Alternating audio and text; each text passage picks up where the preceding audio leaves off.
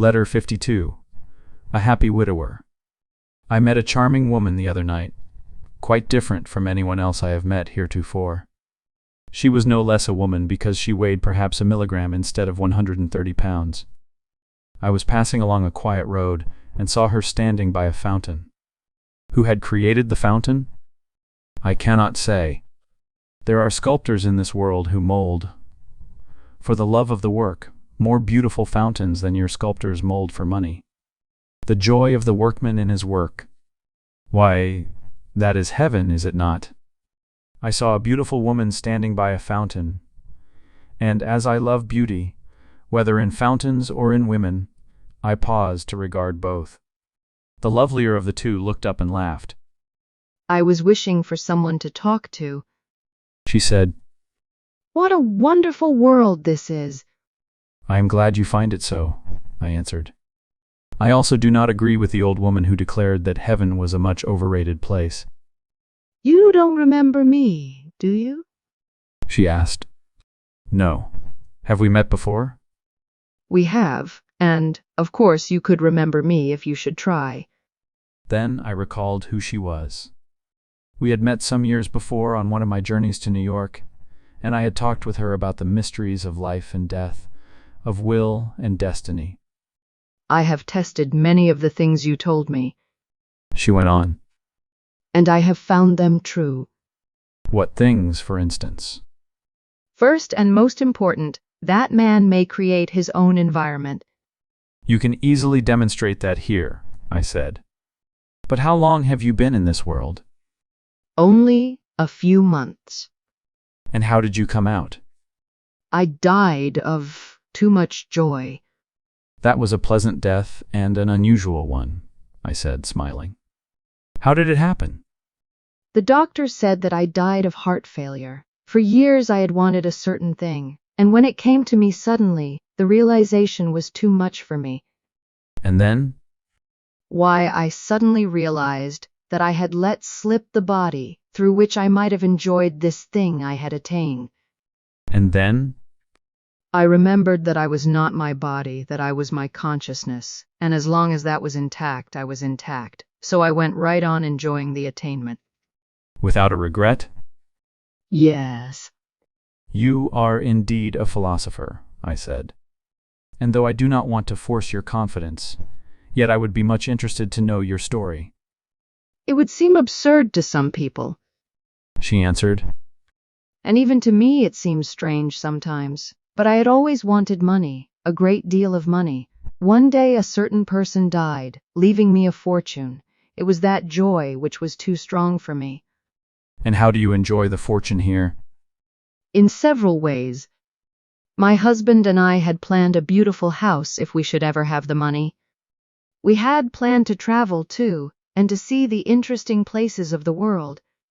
We also had 2 or 3 friends who loved to create beauty in the arts, and who were hampered in their work by lack of means. Now, my husband, being my sole heir, came into the fortune immediately I passed out. So I enjoy everything with him, and through him just the same, as if I were actually in the flesh. And he knows that you are present? Yes, we had each promised not to desert the other in life or death. I have kept my word, and he knows that I have kept it. And where is he now? Traveling. Alone? Except for me. In what place is he? In Egypt, at this time. I drew nearer. Can you show him to me? I asked. Yes, I think so. Come along. It is needless to say that I did not require a second invitation. We found the man. A handsome fellow, about 30 years of age, sitting alone in a luxurious bedroom in Cairo. It seems to be my destiny to have strange experiences in Cairo. The young man was reading as we entered the room, but he looked up at once, for he felt that she was there. I do not think he perceived me. My darling, he said aloud. I have seen the pyramids. She placed her hand upon his forehead, and he closed his eyes, the better to see her. Then his hand moved to the table. He opened his eyes again and took up paper and pencil. I saw her guide his hand, which wrote, I have brought a friend with me. Can you see him? No. The man spoke aloud, she communicating through the pencil in his hand and by his interior perception of her. Then never mind. She wrote, He is not an egotist. I only wanted him to see you. I have told him how happy I am, and now he sees why. This journey of mine is an unalloyed delight. the man said. That is because I am with you. She replied, Were you with me at the pyramids today? Yes, though I cannot see very well in the sunshine. I have been there, however, and have seen them by moonlight. But where are you going from here? Where do you want me to go? Up the Nile to Aswan. I will go. When shall I start? The day after tomorrow. And now au revoir, my love. I will return by and by. A moment later we were outside, she and I, in the soft starlight of an Egyptian evening. Did I not tell you the truth? She demanded, with a little laugh of triumph. But have you no desire to go on in the spiritual world? I asked. Is there anything more spiritual than love? She asked in return. Is not love the fulfilling of the law? But, I said, I recently wrote a letter to the men and women of the earth, advising those who should come out here to get away from the earth as soon as possible. Lovers like me will not take your advice. She answered with a smile. And tell me now, is it not better for Henry to enjoy my society in the long evenings? Is it not better for him to be happy than to grieve for me? But at first, was he not inconsolable at your going out? Yes, until I came to him. He was sitting one night in deep dejection, and I reached for his hand and wrote with it, I am here, speak to me. My love, he cried, his face alight. Are you really there? Yes, I am here, and I shall come to you every day until you come out to me, I answered, through the pencil. He had never known that he was what you call a writing medium. He would never have been, but for my presence in a form of matter different from his own. Come now, my friend, She added. Would you really advise me not to visit Harry any more? There are said to be exceptions to all rules, I answered. At this moment, you seem to me to be one of those exceptions. And will you add a postscript to your recent letter to the world? If I can, I said, I will tell your story. My readers can draw their own conclusions. Thank you, Was her answer. But, I added, when Henry comes out here in his turn, you two together should go away from the world. Have you been away from the world then? To some extent. I'm only stopping here now until a certain work is finished. And then where are you going? To visit other planets. Henry and I will do that too when he comes out. Now, my friend, I tell you this story for whatever it is worth. There are cases like hers where an earthly tie is all compelling. But in the case of most persons, I stand by my original assertion and my original advice. Letter 53. The Archives of the Soul. I have spoken of a determination to visit other planets when my work of writing these letters is ended. But I must not neglect to say that I consider such journeys to and fro in the universe of far less spiritual value than those other journeys which I have made, and shall make, into the deep places of my own self. Traveling in actual space and time is important to a man, that he may gain knowledge of other lands and peoples, see the differences between these peoples and himself, and learn the causes thereof. Yet quiet meditation is even a greater factor in growth. If a man whose spiritual perceptions are open can do but one of these two things, it would be better for him to sit in a cabin in the backwoods and seek in his own soul for the secrets which it guards, than to travel without such self-examination to the ends of the earth. Get acquainted with your own soul. Know why you do this or that, why you feel this or that. Sit quietly when in doubt about any matter, and let the truth rise from the deeps of yourself. Examine your motives always. Do not say, I ought to do this act for such and such a reason, therefore I do it for that reason. Such argument is self-deception. If you do a kind act, ask yourself why. Perhaps you can find, even in a kind action, a hidden motive of self-seeking. If you should find such a motive, do not deny it to yourself. Acknowledge it to yourself, though you need not advertise it on the walls of your dwelling. Such a secret understanding will give you a greater sympathy and comprehension in judging the motives of others. Strive always for the ideal, but do not label every emotion as an ideal emotion if it is not really that. Speak the truth to yourself. Until you can dare to do that, you will make little progress in the quest of your own soul. Between earth lives is a good time to meditate, but one should form the habit of meditation while in the flesh. Habits formed in the flesh have a tendency to continue after the flesh is laid aside. That is a reason why one should keep as free as possible from physical habits. If my charming acquaintance, who comes every night to her husband to write love messages through his hand, would spend the greater part of her time in acquiring knowledge of this new world, so that she could enlighten him, then might their communion be an unmixed good. But I fear it is not so. Therefore I shall look for her again, and give her some fatherly advice. She has a quick and receptive mind, and I think she will listen to me. He would be interested in her experiences, if for no other reason than because they are hers. Yes, I shall have to find her again. I have made wonderful discoveries in the archives of my own soul. There I have found the memories of all my past, back to a time almost unbelievably distant.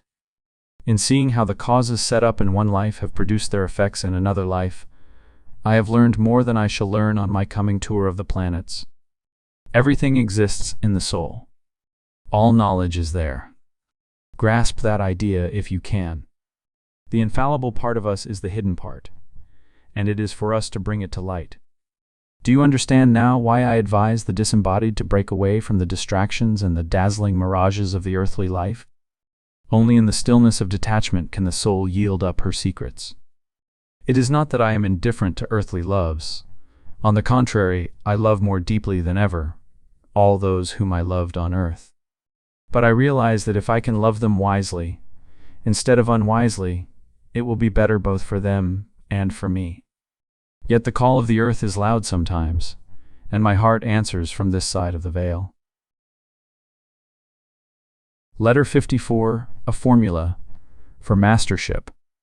My friend, I am going to leave you for a while, perhaps for a long time.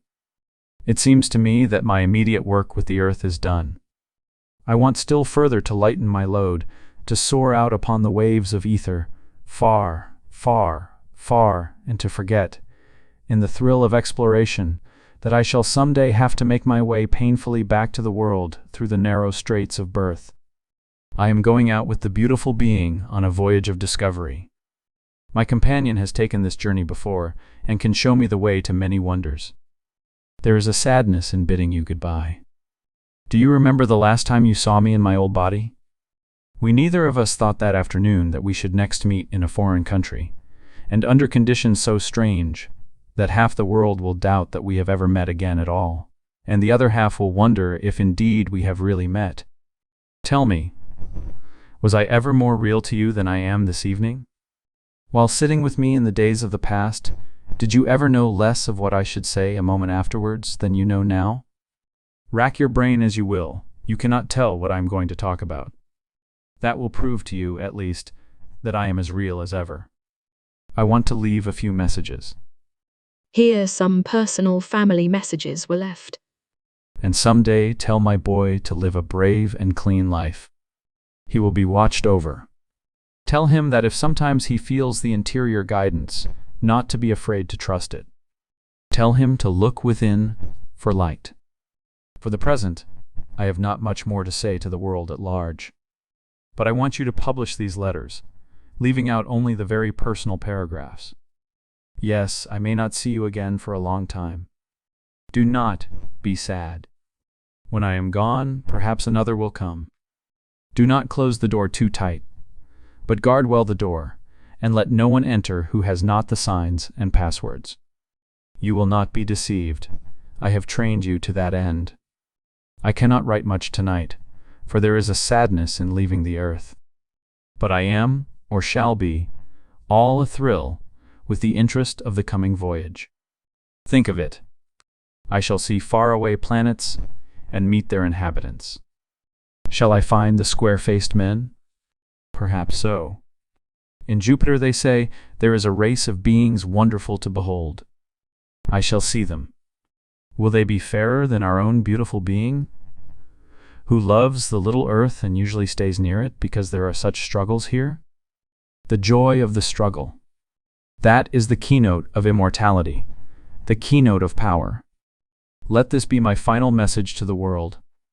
Tell them to enjoy their struggles, to thrill at the endless possibilities of combination and creation, to live in the moment while preparing for long hence, and not to exaggerate the importance of momentary failures and disappointments. When they come out here and get their lives in perspective, they will see that most of their causes of anxiety were trivial, and that all the lights and shadows were necessary to the picture. I had my lights and shadows too, but I regret nothing. The master enjoys difficulties as a swimmer enjoys the resistance of the water. If I could make you realize the power that comes from facing the struggle, not only bravely, as all the platitudinous bores will tell you, but facing it with enjoyment. Why, any healthy boy enjoys a fight. His blood beats fast, his nerves tingle, but he who keeps his head cool is likely to come out on top. Life is a fight. You are in matter to conquer it, lest it conquer you. There is nothing in this universe stronger than the will of man when it is directed by a powerful unit of force. Whatever your strength, make the most of it in the battle of life. Remember that your opponents are not other men, but conditions. If you fight men, they will fight you back. But if you fight conditions, they, being unintelligent, will yield to you with just enough resistance to keep your muscles in good order. And do not forget the law of rhythm. That is at the back of everything. Count on rhythm, it never has failed yet, and it never will. Watch for the high tides of yourself and flow up with them. When the inevitable low tides come, either rest or meditate. You cannot escape rhythm. You transcend it by working with it. You can even turn and grow young, for time also has its tides, and there are many ripples in the long sea swell of life. I feel that I am leaving much unsaid, but I shall meet you again someday.